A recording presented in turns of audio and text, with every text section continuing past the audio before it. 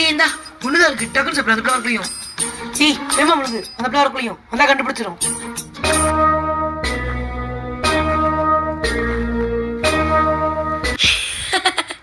எனக்கு தெரியாது நினைச்சிக்கல, எனக்கு தெரிஞ்சிருச்சு. தீபாவளிக்கு ட்ரெஸ் இருக்கு, காசு இல்ல காசு இல்லன்னு இந்த பிள்ளைக்கு மட்டும் பட்டு பவர் சட்டை தைக்க கொடுத்துருக்கீங்களே. எல்லாம் எனக்கு தெரிஞ்சிருச்சு. எனக்கு இல்லடி.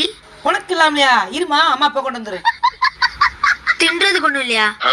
இன்னைக்கு ஒண்ணும் வாங்கலப்பா.